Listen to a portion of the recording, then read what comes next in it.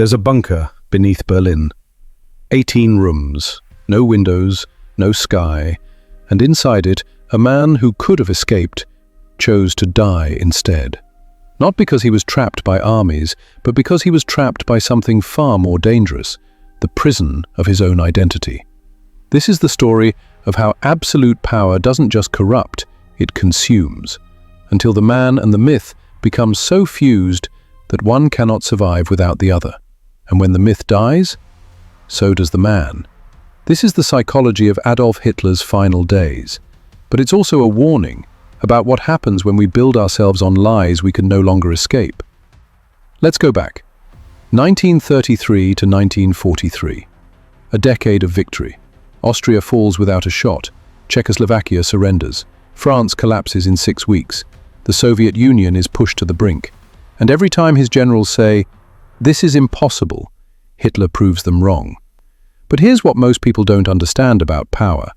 It's not just addictive, it's identity forming.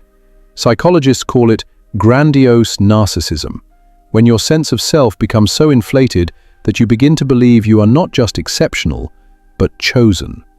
Hitler called it Vorsehung, providence, the belief that fate itself was guiding him. And for 10 years, reality seemed to confirm it. But here's the problem. When your entire identity is built on being infallible, what happens when you're proven wrong? Nietzsche warned us, beware that when fighting monsters, you yourself do not become a monster. For when you gaze long into the abyss gazes also into you. Hitler spent a decade gazing into the abyss of his own power, and by 1945, the abyss had consumed him completely. April 1945. The Reich is collapsing. Soviet artillery is 300 yards away. The 1,000-year empire has lasted 12. And Hitler still has options. Option 1, fly south to Bavaria, where loyal SS divisions are waiting. Option 2, escape by U-boat to Argentina, a route already used by dozens of high-ranking Nazis. Option 3, surrender to the Western Allies and avoid Soviet capture. His closest aides are begging him. Planes are fueled, escape routes are mapped, and Hitler's answer? No, I will not leave Berlin. I will stay and fall with the city. It sounds noble, defiant even, but it wasn't loyalty to Germany. It was something far darker. The collapse of a mind that could no longer exist in a world where it had been wrong. Because here's what happens when grandiose narcissism meets total failure. The ego doesn't bend, it doesn't adapt, it shatters. And when it shatters, it takes everything down with it. Here's the part most people miss. Hitler wasn't just losing a war, he was losing the self he had spent 20 years constructing. Think about it. For 2 decades, he was the savior of Germany. For a decade, he was the invincible Führer. For millions, he was the man who promised glory, destiny, empire. That wasn't just his role, that was him. And now? That person no longer existed.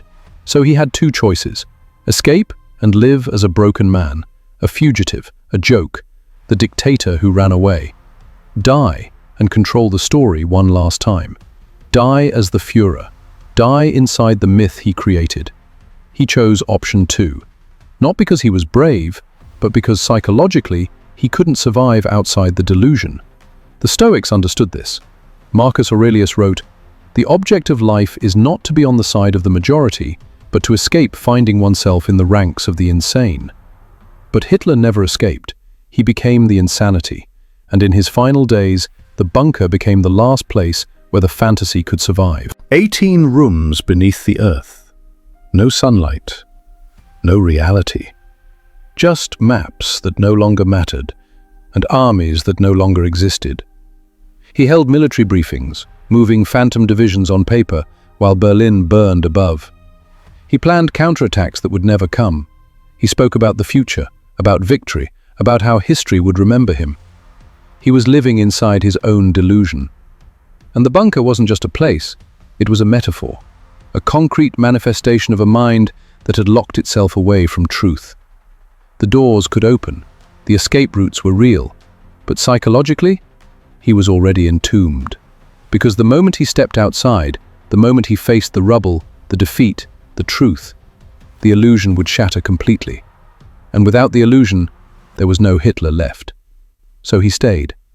Not because the Soviets trapped him, but because his own ego did. April 30th, 1945. Soviet soldiers are floors above. The end is minutes away. And in those final moments, Hitler does three things. He marries Eva Braun. He writes his political testament, blaming everyone but himself. He takes his own life.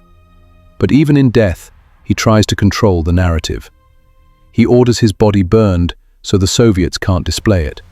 He leaves instructions for his legacy. He dies on his own terms, at his own time. Because if he couldn't win, he could at least decide how the story ended. This is what psychologists call narcissistic supply, the need to maintain the image, the myth, even in death. He didn't die because he had no escape. He died because the self he built could not survive the truth. And here's the disturbing part.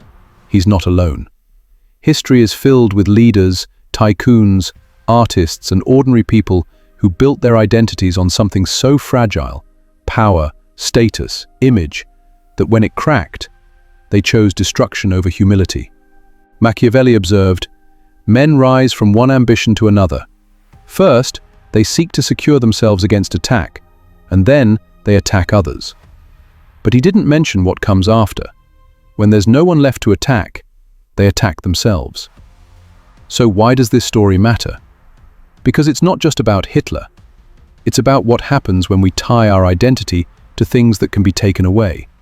Success, status, being right, being loved, being feared. When those things disappear, what's left? Hitler built himself on the myth of invincibility, and when the myth died, he couldn't live in the world that remained.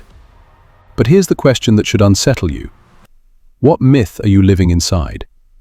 What story have you told yourself about who you are, that you'd rather destroy yourself than let go of? Because the bunker isn't just beneath Berlin, it's anywhere we trap ourselves in an identity we're too afraid to lose. The doors are always open. The question is, can you walk through them? Or will you stay inside and call it fate? He chose option 2, not because he was brave, but because psychologically, he couldn't survive outside the delusion. The Stoics understood this. Marcus Aurelius wrote, "The object of life is not to be on the side of the majority, but to escape finding oneself in the ranks of the insane." But Hitler never escaped. He became the insanity. And in his final days, the bunker became the last place where the fantasy could survive. Hitler didn't die in a bunker. He died in a prison of his own making. And the scariest part? So do most people. They just don't build it out of concrete.